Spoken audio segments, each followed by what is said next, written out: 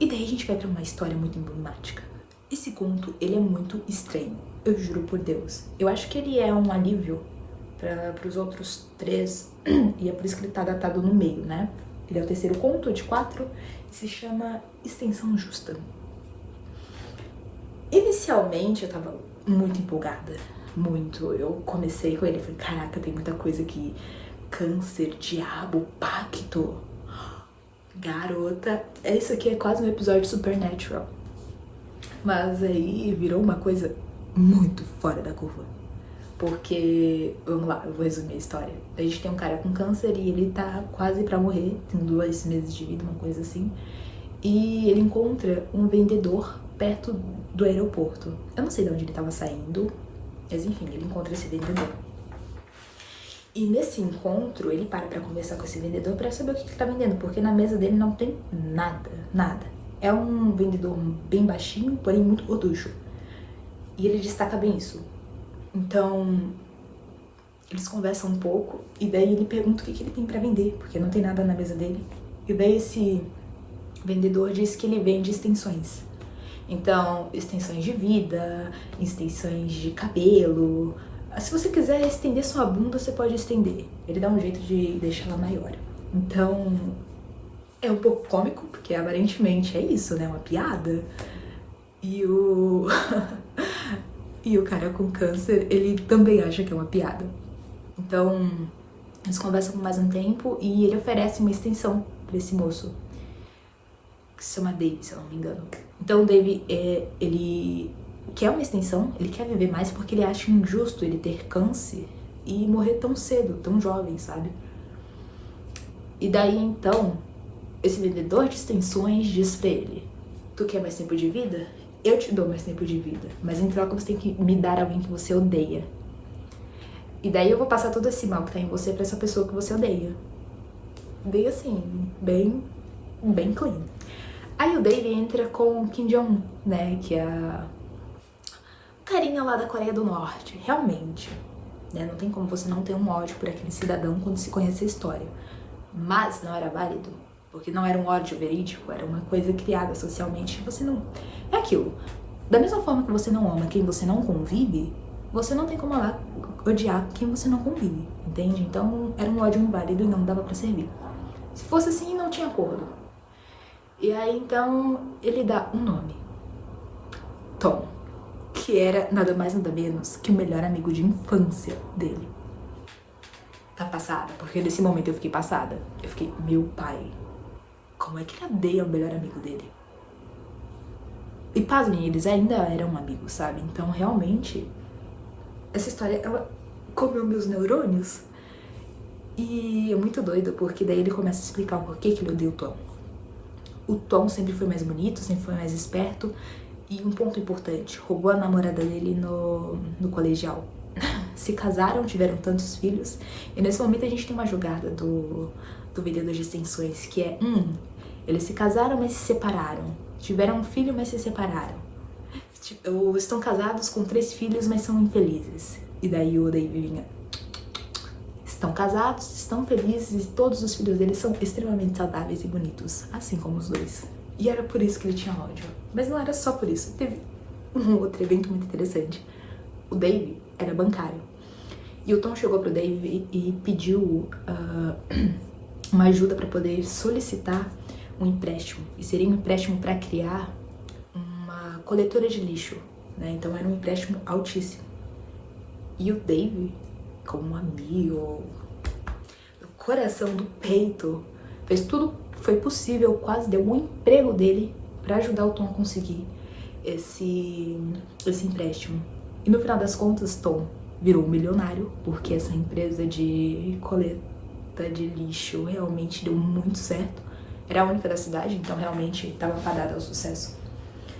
E virou milionário, Tom só um milionário, amigo ali de uma pessoa, um bancário. E sempre dizia, né, ao Dave que considerava ele a pessoa mais importante na vida dele, porque tudo que ele tinha conseguido era por causa do Dave. Os filhos foram por causa do Dave, porque sem o Dave ele não teria conhecido a esposa, né, que na época era a namorada dele. Sem o Dave ele não teria conseguido o empréstimo que possibilitou a transformação dele em um bilionário, sabe? E daí o vendedor de extensões fala, tá, mas por que você ofereceu, ajudou ele a conseguir um empréstimo se você odeia ele? E dele, oxe, é óbvio. Eu achei que ia dar tudo errado, eu achei que ele ia sujar o nome dele, ia acabar com tudo. Eu dava meu emprego pra ver ele no fundo do poço, mas não deu certo. Entende? Deu tudo certo pro Tom e, consequentemente, ficou tudo tranquilo, tudo normal. 10 de 10.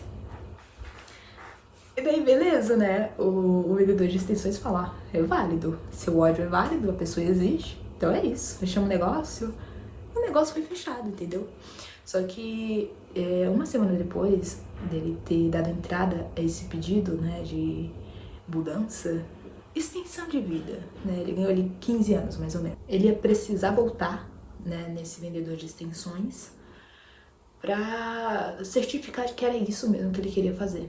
Então, beleza, a partir daquele momento, tudo começou a dar certo, sabe? Então, ele não tava comendo há muito tempo, porque ele tava com um câncer muito agressivo. Então, ele tava muito mal, ele tava muito debilitado, muito magro. E nesse momento, ele já começou a ter apetite, sabe? Ele conseguiu chegar na casa dele e falou pra esposa que tava dobrando algumas coisas. E tava chorando bastante, porque eles entraram num assunto um pouco íntimo, de que ela ficaria sozinha, né? Em algum momento.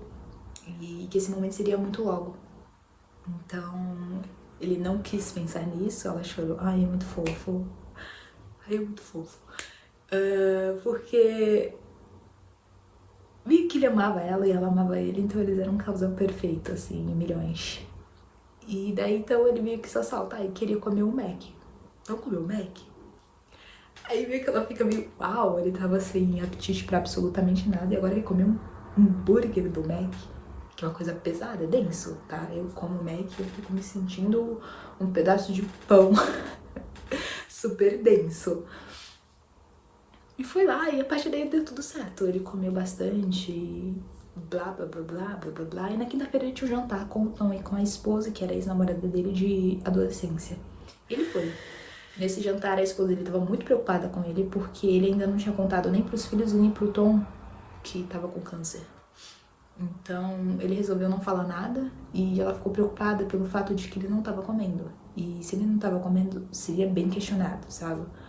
Tá, você veio jantar, mas você não comeu nada, sabe? E se ele comesse, ele acabava vomitando.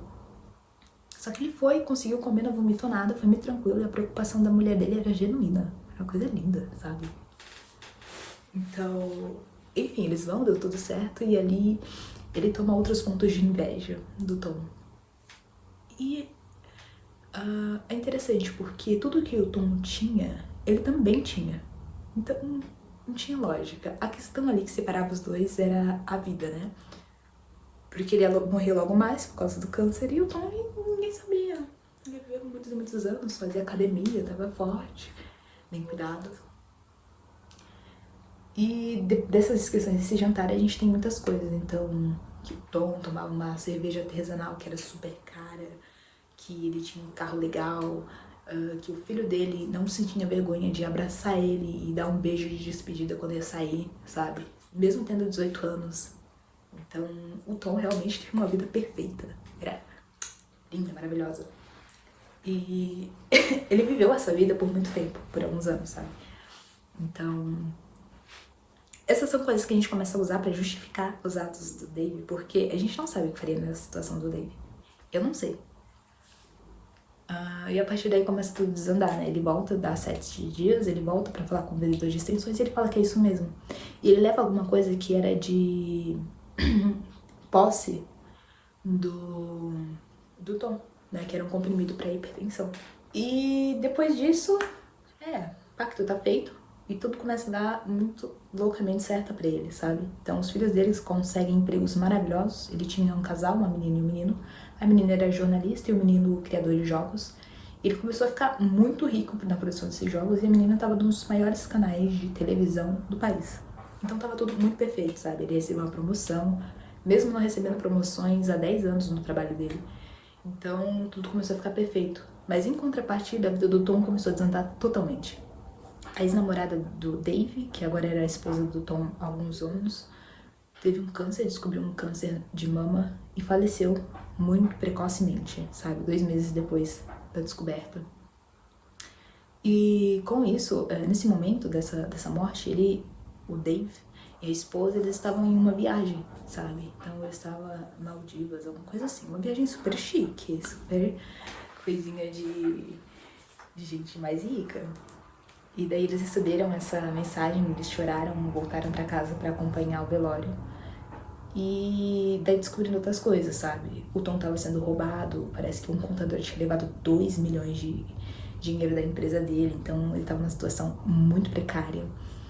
Um dos filhos dele contraiu uma doença, agora eu não lembro se ele foi atropelado. Eu acho que ele bateu o carro, alguma coisa assim, e ficou com uma sequela muito forte, sabe? Então ele entrou em estado vegetativo, sabe? E a descrição é péssima.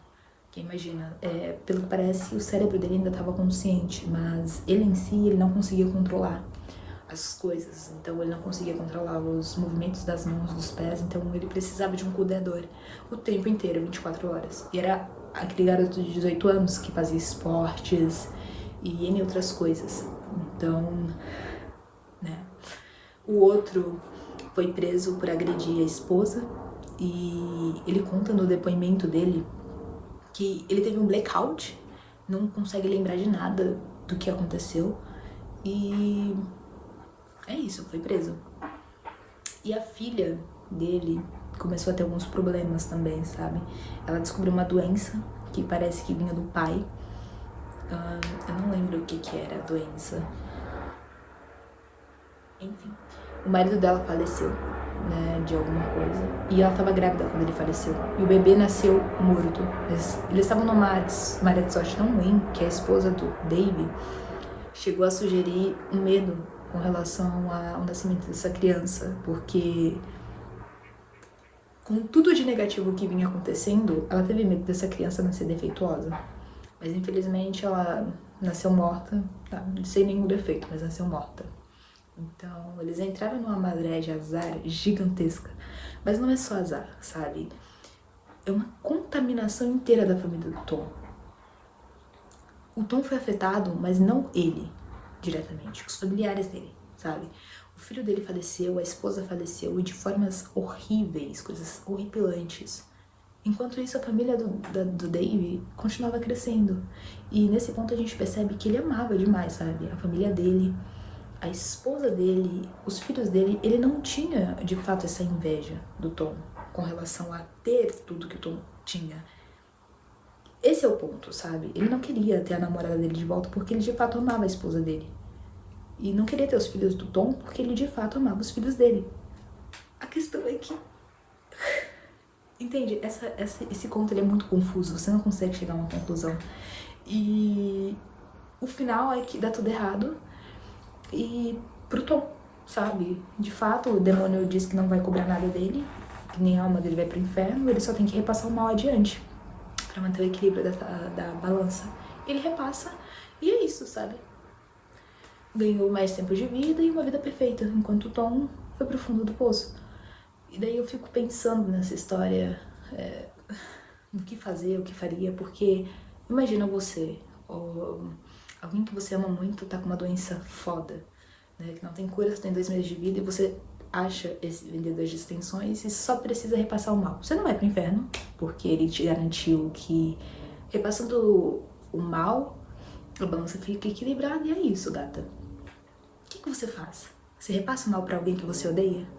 Porque a família do Tom entrou numa decadência, numa coisa absurda, né? Mas antes de entrar nesse fundo de poço, anteriormente, eles passaram por anos de glória, né? Eles eram milionários, era uma família perfeita, e blá, blá, blá, blá. Então eles tiveram anos de glória e anos muito ruins. E aí? Entende? A gente começa a achar formas de justificar as ações do Tom, do David, e ao mesmo tempo eu não tenho uma resposta. Ao mesmo tempo que é ruim, não é ruim, porque não é que tudo deu uma merda. Deu uma merda pra um dos lados. E isso é o que acontece, sabe? Enquanto a gente aqui no Brasil, em alguns lugares, tem 3 refeições por dia, tem uma casa, uma família correta, tem lugares, países em lugares mais esquisitos, em que é normal você comer carne humana porque você tá com fome, sabe? Não é normal, mas é um ato desesperador e que foi normalizado. Então tá tendo guerra a todo momento, você pode sair pra tentar comprar um pão e morrer levando um tiro. Então ao mesmo momento em que pra gente as coisas estão boas, pra outras pessoas estão horríveis. E se elas recebessem a possibilidade de tornar a vida delas mais tranquila, transferindo esse mal pra pessoas que passaram por coisas boas, que passam por coisas boas, será que elas não fariam?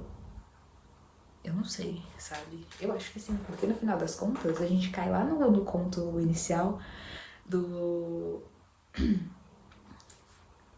quesito humano selvagem, que é sobrevivência acima de tudo. Então, quando a sobrevivência está acima de tudo, eu acho que vale você dar a vida do outro. No quesito selva, sabe? Então... E é por isso que esse conto ele é tão denso. Ele é muito bom.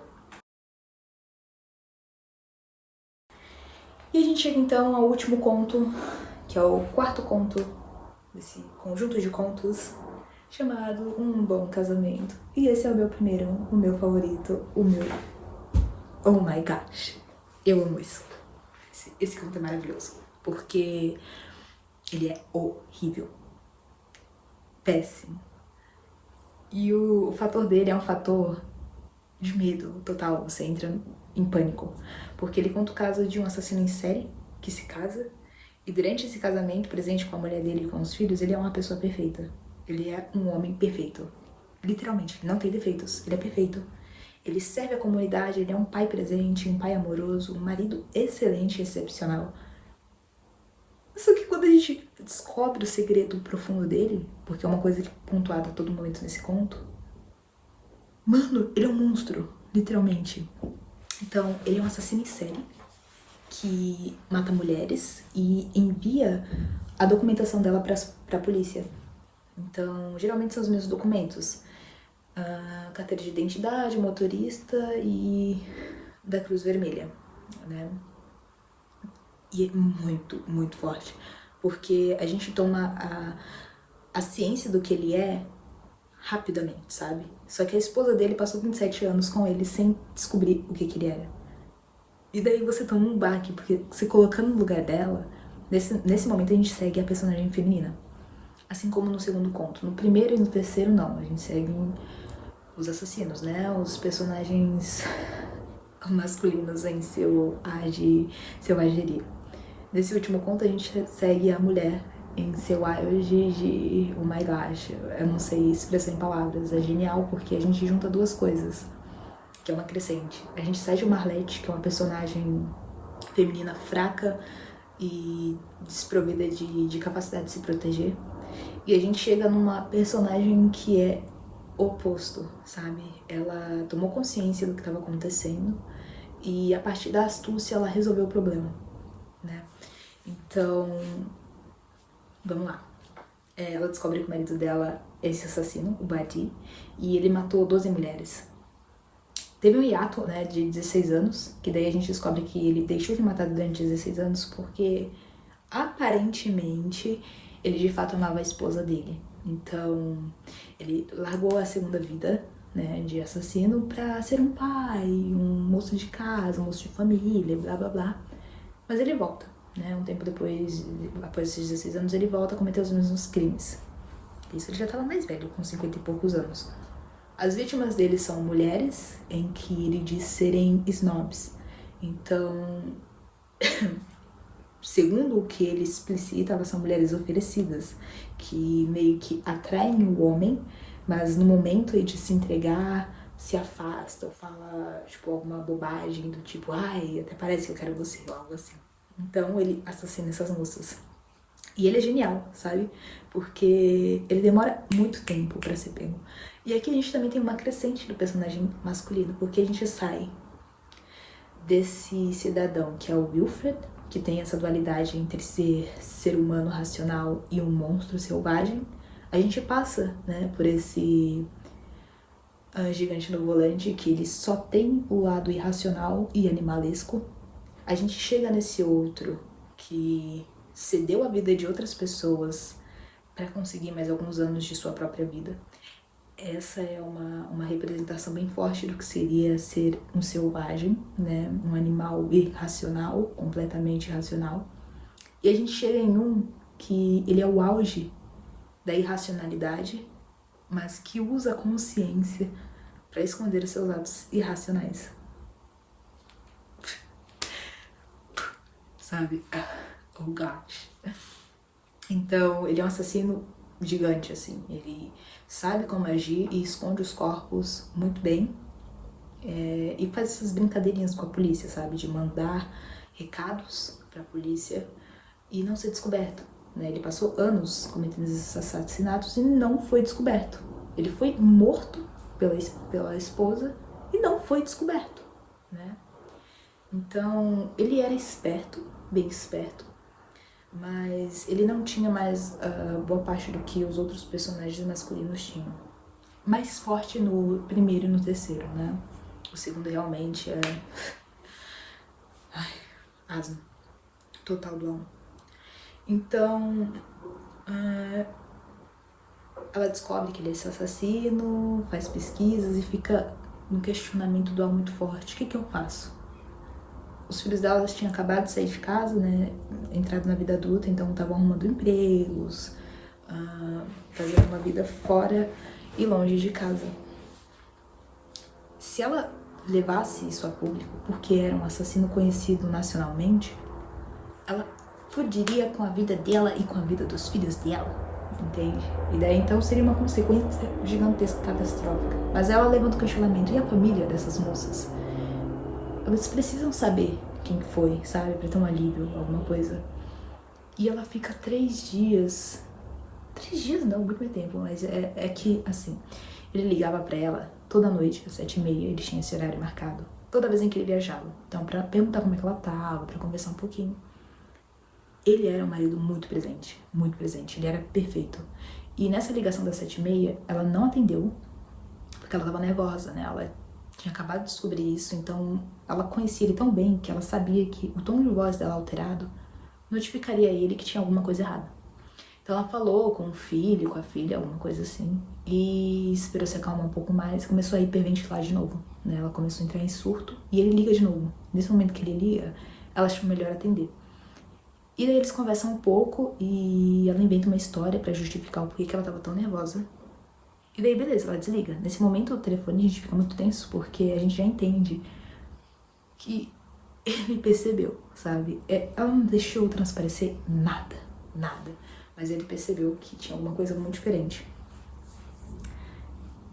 E aí, gata, ela vai pra internet, faz as buscas dela, entra em mais detalhes sobre os assassinatos, e faz isso, e faz aquilo. Começa a olhar o caderno de anotações dela, a agenda dela do ano passado, pra ver as datas, não só do ano passado, mas enfim, pra verificar as datas em que aconteceram os assassinatos e as viagens do marido dela. Ela percebe que tudo bate. E aí, gata, não tem o que fazer, entendeu? Aquilo é a conclusão mais pura de que, sim, é ele. E foi descoberto por ela. E o que ela faz? Nesse momento eu já tinha ligado pra polícia. Mas aí tem todo aquele outro raciocínio. Se eu fizer isso, eu vou acabar com a vida dos meus filhos, né? Porque vai ser algo gigante. A repercussão vai ser absurda e a vida de todo mundo vai ser muito afetada. E daí ela vai dormir, né? Ela tá exausta, já é muito tarde, ela passou muito tempo pesquisando. E daí, gata, quando ela acorda, tem alguém meio que fazendo um carinho no rosto dela. Mana, o cara voltou. Nesse momento, eu tava, tipo, me segurando muito. Porque o que ele ia fazer? Ele ia matar ela? O que ia rolar, sabe? E daí ele começa a explicar todo o movimento, que ele desejava que ela tivesse conhecimento dessa segunda personalidade dele, que quando ele assassinava essas mulheres, não era ele, era um vulgo BD, Badie, enfim, acho que é BD. Enfim, era um nome que ele tomou de um amigo que foi morto, e ele e esse amigo tinham planejado um massacre numa escola em que eles iam matar todo mundo e estuprar algumas garotas e fugir. E foi aí que a pira dele começou. E daí ele explica e fala e habla, e o meu pai, ele vai pegar a faca a qualquer momento e vai matar essa senhora. minha senhora, por que você não telefonou pra polícia? E daí ele começa a falar e fala, e ela só. A gente tá na mente dela, né? Então ela pensa, o que eu falo, as palavras certas, o que eu tenho que fazer. E aí ele conclui que se ela aceitar perdoar ele vai parar com isso. Se ele conseguiu ficar 16 anos sem matar ninguém, ele consegue passar o resto da vida sem fazer a mesma coisa, né? Então, o que seriam mais 20 anos? Porque com 20 anos ele estaria com 72. E aos 72 anos ele não conseguiria mais fazer vítimas. E daí a gente fica, meu Deus, ela vai cair nisso? O que eu faço? E as próximas páginas são muito angustiantes, porque ela faz uma associação a uma brincadeira que ela tinha na infância, que nem era uma brincadeira de fato, era um raciocínio filosófico até, que é você chegar bem perto do espelho, prender a respiração e se imaginar entrando no espelho, como se ele fosse um portal indo para um mundo escuro. Nesse momento ela se percebe nesse mundo escuro, e ela é esposa do chefe escuro, do marido escuro, alguma coisa assim. Então, é muito louco, muito louco. E durante essa conversa que eles tiveram esses perturbadores momentos de revelações, ele meio que fala pra ela que tudo que ele era ali, na casa, no casamento, sendo um pai, era o que ele era de verdade. E essa segunda personalidade não tomava conta dele nesse momento, sabe? Então ele era uma pessoa muito querida pela comunidade, porque ele fazia muito serviço comunitário. E ele fazia isso justamente pra se perdoar dos crimes. Dentro desse universo, deste livro em específico, a gente tem que a profundidade dos homens se afunda muito, muito mais rápido em uma crescente de depravação e terror.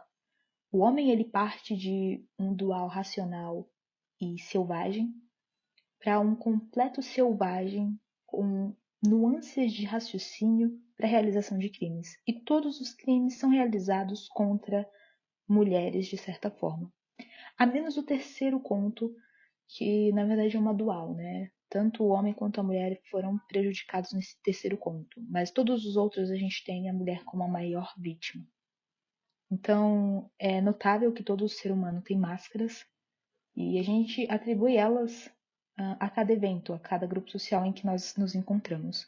E as máscaras desses cidadãos, elas vão se tornando mais lapidadas conforme nós vamos progredindo nos contos. Eu não sei se de fato é para existir uma linearidade entre esses contos, mas eu encontrei uma que é dessa transformação do homem em um monstro selvagem e sem escrúpulo qualquer.